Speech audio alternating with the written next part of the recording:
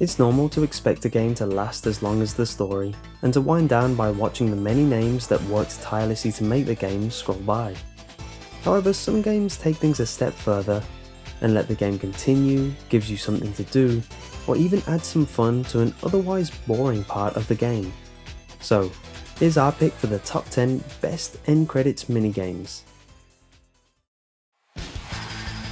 In Bayonetta and Bayonetta 2, short battles take place during the credits. You can perform combos, activate witch time, and earn halos. The game even counts them as new verses and gives you a ranking after each one. And yes, this counts towards your rank for the epilogue. Basically, the credits are just another part of the game. The main difference is that you only have a limited amount of time to defeat the enemies, since the credits move on whether you've won or not. The Punch-Out game for the Wii has an unusual minigame in the credits. As you might guess, your goal is to punch the credits, but only certain ones. Some of the names have mistakes in them, and your job is to hit these names to fix them. For example, you might see a name with an upside down letter or a name that doesn't belong, and you earn points for hitting them. Your score increases if you get on a successful streak of correct punches, and your final score will be saved for you to try to beat later. The Katamari series enjoys having closing credits minigames, and Katamari Damacy takes the basic gameplay idea to its natural conclusion. During the credits, you're once again given control of a Katamari ball, but this time it's rolling across the Earth. Your goal is to roll over and collect all the Earth's countries. Yes, all 195. It keeps track with a list of gathered countries running alongside the credits. Once you get the final one, it marks your score down with a little crown. Unfortunately, it doesn't keep track of your time, so there's no definite way to try beat your final score here, unlike Punch-Out. Still, how many games let you mash all the countries of the world together into a giant ball? It's a natural choice for a game all about typing text that appears on screen to carry its gameplay over to the credits. During the credits for Typing of the Dead, sets of zombies in containers are displayed on the screen. If you successfully type the names of the game's creators as they appear in the credits, the zombies will be freed, and then they start dancing. If you can free all 8 zombies, not only will they do a special dance move at the end, but you'll also unlock the New Game Plus feature. That's right, to unlock a New Game Plus in Typing of the Dead, you not only have to finish the game, you also need to type out the credits.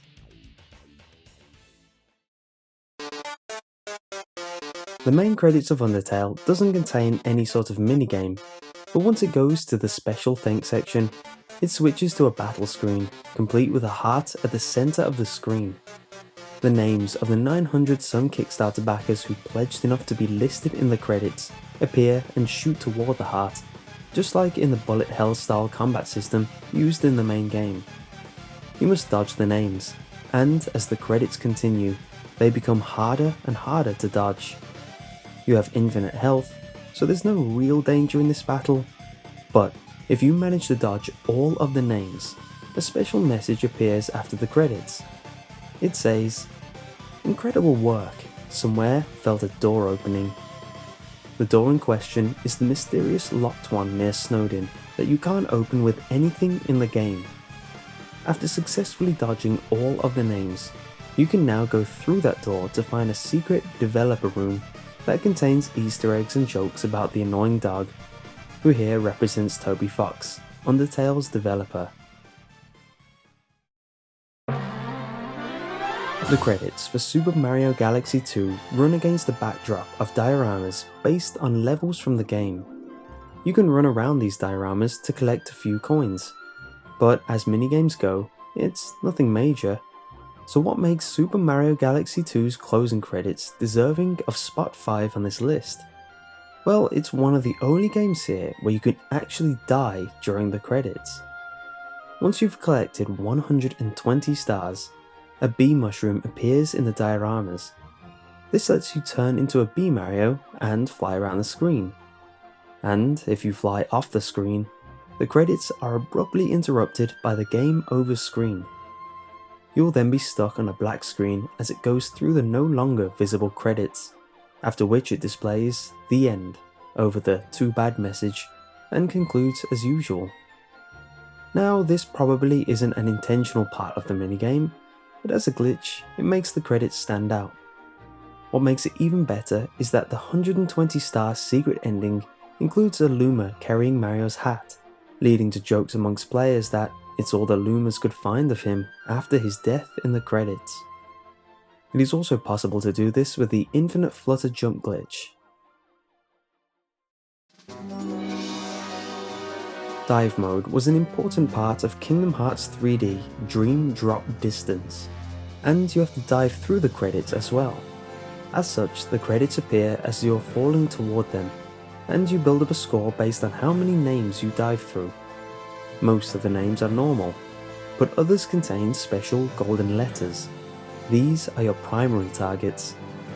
If you successfully dive through all of the golden letters, you unlock a secret message. The past will be reawakened as a new number in never before seen detail. Prepare yourself for the awakening of the next number.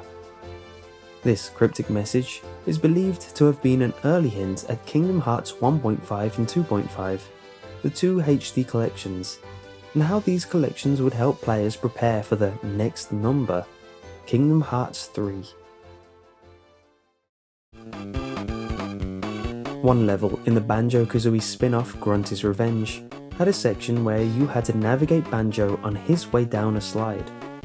This gameplay returns during the credits, where your goal is to collect as many gold coins as possible before the end of the credits. Obstacles on the slide will slow you down, but grabbing speed boosts will make you go faster. The coins, or credits as they're called in the game, can be spent at Spiller's Harbour at the end credits arcade cabinet to unlock any of the minigames played in the main story. You can then freely play these minigames. That's right, Grunty's Revenge has a minigame in the credits to earn credits to unlock minigames. The Super Smash Bros. Series loves interactive credits. In the original game, you can shoot at the credits as they go by. Successfully hitting a name brings up a box with more specific information about the person's role in the making of the game. Super Smash Bros. Melee does the same, but it's even more game-like, with a more dynamic credit sequence and a score at the end. Super Smash Bros. Brawl has non-interactive credits, although an earlier section lets you shoot at a list of characters and other things from the game.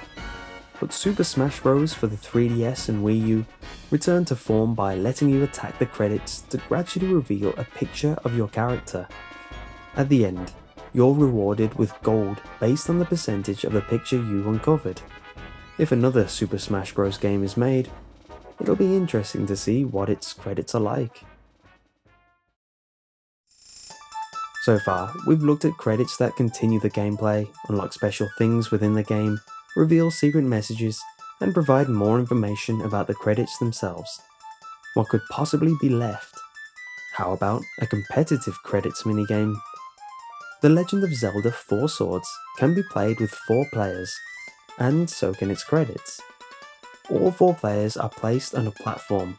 Rupees appear, as do enemies from the game. Since the players have all their weapons and items, it becomes a 4-way competition to see who can collect the most rupees. Best of all, the Anniversary Edition makes good use of the 2 DS screens. The credits are relegated to the bottom screen, while the top screen is used solely for the minigame. Of course, if you're trying to get the most rupees, this means you won't pay any attention to the credits themselves, which might defeat the purpose of making the credits enjoyable. Nevertheless, the competitive 4-player minigame during the credits of The Legend of Zelda 4 Swords is our pick for the top closing credits minigame. I hope you enjoyed this week's list, and if you did, leave a like. And if you want to see more lists now, click here for the top 10 games that disappointed fans, or here for the top 10 biggest video game box art errors. And if you want to see more in the future, subscribe.